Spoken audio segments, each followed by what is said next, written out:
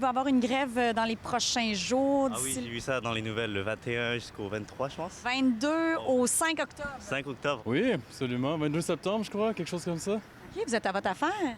Quand même. La dernière fois qu'il y a eu une grève à la STM, c'était en juin dernier et on dirait que personne n'a oublié.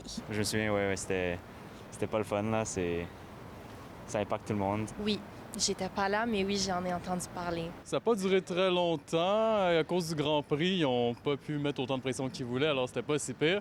Mais je doute pas que la prochaine va être plus intense. C'est sûr que quand le troisième réseau de transport le plus important en Amérique du Nord s'arrête, ça a des conséquences sur des milliers de personnes. C'est pas tout le monde qui a des horaires de 9 à 5, il y a des gens aux études, il y a des rendez-vous médicaux, il y a des gens qui ont manqué du travail, qui sont travailleurs autonomes, qui ont perdu ce revenu-là, des gens qui ont dû emprunter de l'argent de leur budget nourriture pour pouvoir se déplacer, emprunter de l'argent parce qu'il y avait des rendez-vous médicaux. J'ai fini par prendre, comme je vous ai dit, un Uber qui m'a coûté 44 $ pour que je puisse arriver ici pour régler mon problème. Déjà, dans le fond, je suis en train de payer 140 $ par ma carte STM. Vous trouvez que 140 pour avoir de service, c'est cher? C'est très cher, là. Même s'il y a grève, le service de transport va continuer à offrir certains services.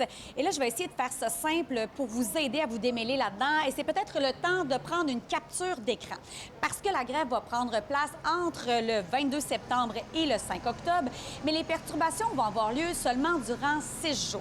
Retenez bien ces dates, les 22, 24, 26, 29 septembre, ainsi que les 1er et 3 octobre. Durant ces 6 jours, le métro sera ouvert de 6h30 à 9h30, puis de 14h45 à 17h45. Mais pour qu'il y ait une entente, il faudra qu'il y ait de la flexibilité, mais surtout, il faudra tenir compte du contexte financier sans précédent. De notre côté, on a fait des avancées, du moins, on a proposé des solutions à l'employeur sur ces problématiques-là identifiées. On s'attendait à recevoir des retours. En ce moment, on déplore l'intransigeance de l'employeur du fait qu'il nous revient avec les mêmes propositions. Les usagers font leur part, voient leur titre mensuel augmenter année après année. Donc nous tous, même les employés d'entretien, on doit être capable de tenir compte de la capacité de payer des citoyens et citoyennes montréalaises. Avez-vous un plan BCDE? Non, pas encore. Mon vélo. Le 22 septembre, c'est quoi vos options? La marche, le vélo, Un peu loin, donc on sait pas encore. C'est sûrement en auto, là, mais ouais, c'est ça.